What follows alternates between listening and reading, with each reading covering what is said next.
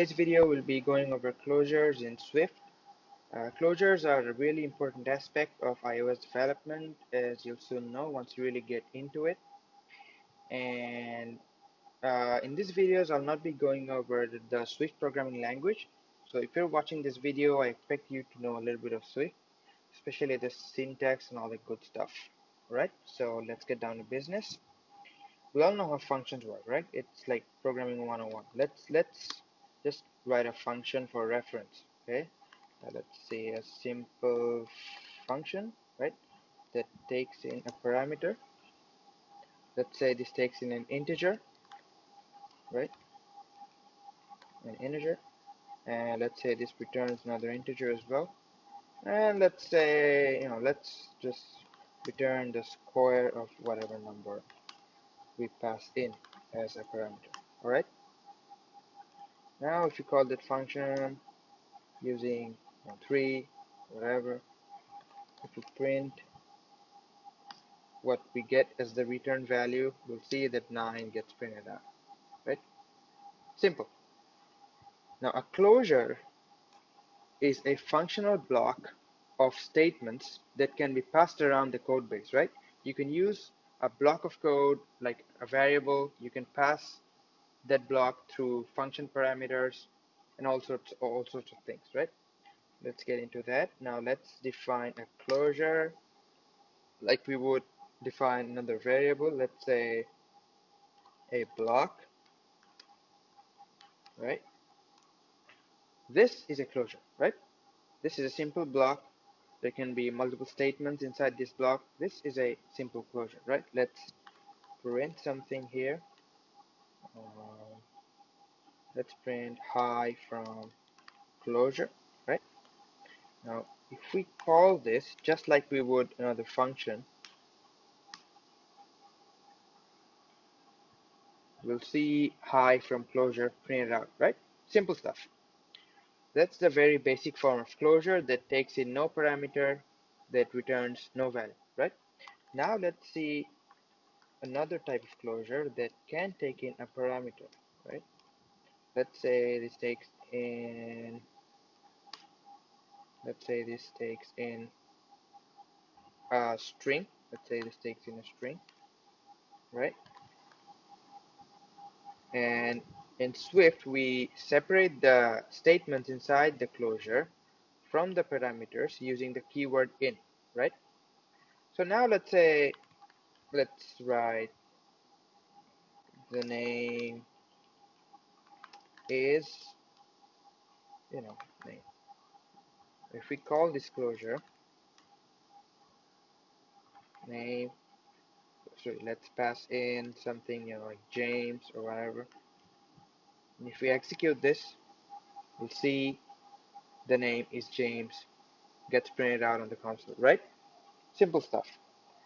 This and this, and the only difference between the two is that in the second closure, we're passing in a parameter. In Swift, this is how we define a closure with parameter, right? Now let's check out another one that takes in a parameter and also returns a value, right? Let's say third block equals, let's say, once again, this takes in a name, right?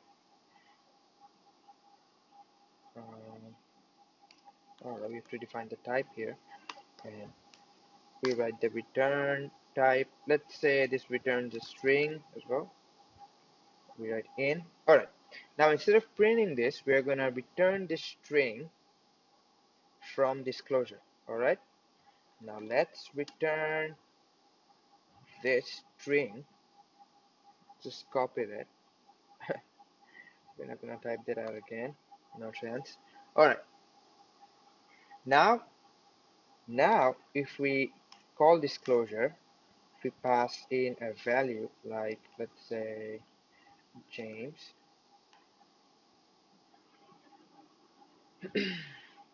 Oh, we'll not see anything printed out on the console because now this returns a string value, right?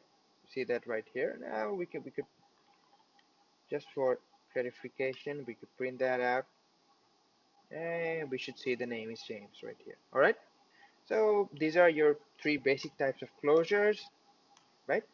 Now let's go to the fun part. Let's see how closures can be passed around in functions. All right. Now let's define a function. Function, let's say do some work or whatever. And let's say that this function takes in a block of code, takes in a closure, right? Now, this signature indicates that the closure name is completion, right? And this takes in a closure where there are no parameters and there is no return value, right? Let's say we do something here, inside the function, something, and then we call this completion closure from within the scope of this function, right? Now, once we call this function, Xcode realizes that we have a parameter that is a closure. A parameter that is a closure, right? Now we need to pass a closure in here. We could define the closure. Let's say let closure parameter equals an empty block, right? That takes in nothing, that returns nothing, right? And we could just pass that in over there. And if you want to execute something over there, let's say we want to execute closure stuff, right? If we call this, we're going to see this print statement, something printed out at first, and then we're going to see this printed out, right? Now what was done here is, so this function takes in a parameter. The parameter is a closure. The closure takes no arguments. The closure returns no values. So we define this closure. It takes no arguments. That returns no values. You see that's the first closure we. Oh no, not this. Uh, this one, yeah. That was the first closure we checked out. Just a block of code and a print statement. This is simply that, just a block of code and whatever we want to do here, right? We have passed this block of code as the function parameter, right? So this function received this block. The function does whatever it needs to do, these statements, and then it calls this block of code, right? Calls this closure. Let's get to something a little bit more complex than this. Let's comment this out again, right? Let's define a function, let's say compute number or whatever. Or let's say receive data from server, right? Suppose we want to pass in a value of 3, and suppose we send it to the server and it comes back uh, comes back as another value. Suppose the server adds 2 or 3 to the value, right? Whatever. And once again, takes in a parameter. Now this time, all right, let me type this out and I'm gonna let you know what this actually means once I finish typing this out, right? Uh,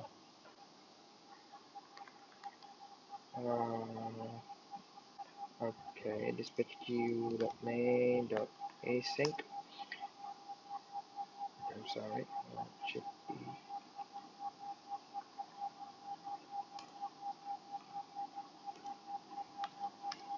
5. All right, don't really worry about this bit of code here. This is actually, whatever statements inside this is executed 5 seconds after the current time, right? On the main thread. We're gonna get to this in an entirely separate video. I'm not gonna get into this in this video, right? This is actually a closure, but let's ignore that for now. Now let's say uh, in this closure, we want there to be a parameter, right? Let's say, let's pass in an integer. Oh, whenever we write, we define closures in function signatures, we cannot put a name on them, right? We cannot write this. You'll see that Swift Xcode pops up with an error, right? So what we have to do is we have to insert an underscore so that we can use this name within the closure block. Right. Wait, I'll be going into that in just a second. Switch key remain to the sync. All right. Now let's see. We want to return. No, we want to pass in uh, the computed value of value plus 5, right? We'll get another error here. Let's pass in an integer, right? Just to make this simple, right? All right, we're gonna get another error here. All right, we have to put in escaping. I'll not be going into that in this video either. I'll let you know about this a little bit right at the end of the video, I guess. Right, right. Okay. Now you'll know why this is important, right? Okay, let's send in a value of 5. Let's say computed value, and then suppose we want to make some UI changes or whatever. Let's the updated value from server is computed value, right? Okay. Now what happens here is that I call this function. One parameter is a value, an integer. I send that, and another parameter is a closure, right? A closure that takes in an integer as its parameter and it does not have a return value, right? Now what this function does is it takes my value and after 5 seconds it computes the value and passes that as the closure parameter and then calls the closure, right? Now what happens is once I call this function and this is the block of code that I pass into the function as a parameter, right? So after 5 seconds, once the value is computed, once it is calculated to be 10, this completion block is called, and then I receive 10 right here as the computed value, right? And then this print statement is executed inside this closure. So you'll see, okay, we could do something like, okay, let's print something here. Let's print,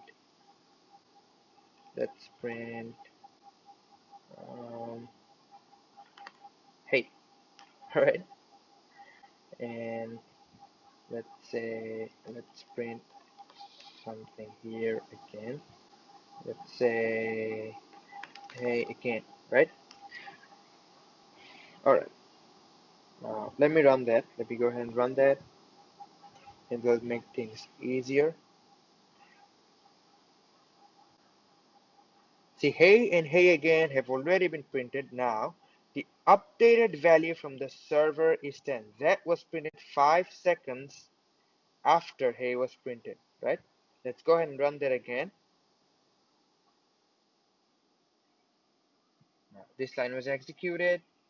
This is being done in the main thread. All right. Now, this is why closures are really important, right? So I passed in a value of 5. Now I passed in this block. If I didn't use a closure here, I wouldn't know when this computed value actually gets calculated, right?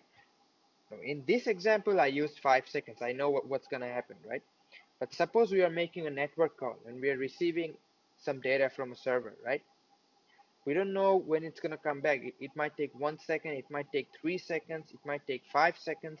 It all depends on the internet and 101 other contingencies, right? So this is where closures are key, right? This statement will only get executed once once this print is executed, and once after 5 seconds or so, or whenever the value is computed. And when this completion, this closure is actually called with a certain parameter, and this parameter is only received after 5 seconds, right? So when we call this function, this line will be executed first, this will be executed, and now in another thread the counting starts. But this line, by the time this computation is done, this print statement, hey again, will be executed, right? But we haven't gotten the computed value yet. The closure call has not been made yet. Now, after 5 seconds, the closure will be called with the updated computed value, right? And only after that, this block of code will be executed, right? So basically what we're doing is we're calling this function, right? We are passing in a block of code that we expect to be executed after something is done within the function. This block of code will actually be initiated from within the function, right? And this parameter, right? This parameter will be passed in to this block by the function, by this function right here. All right. That was the basic of how we can pass a closure to a function, right? Okay, and escaping, Excel gave us an error for that. There are several types of closures, two namely. One is a non-escaping closure, and another is an escaping closure, right? All right. If we're making a networking call or whatever, for in this case a dispatch queue.main.async after, this is another closure, right? I am executing this code inside another closure, right? So what this means is basically this line will be executed outside the scope of this function, right? Or after the scope of this function. That is what is happening here, right? This line gets executed, and then this line gets executed, and the function's done, right? It's already out of scope. This gets executed after the scope of the function. So we do not know once, we do not know when we will get this uh, closure call, right? We are not exactly sure if it's going to be after 1 second or after 5 seconds or after 10 seconds, right? That is where the escaping keyword comes in, right? If we knew for sure that this line would be the last line, this completion block would be called at the end, let's say, let's just copy that, let's comment that out, right? Now we do not need escaping because we know that this will be called at the end of this function, right? This will be called before the end of the scope of the function, right? Now we'll see that hey gets printed out, hey again gets printed out, and then this gets printed out right away, not after 5 seconds, because we removed that code, right? All right, see it? All right, guys. So there was it. There was you know, there was how the closures basically work in Swift. Uh, These may seem a little bit complicated at first, but once you really get the hang of it, I'm pretty sure it's going to be easy. Cheers, guys. I'm going to catch you in the next video.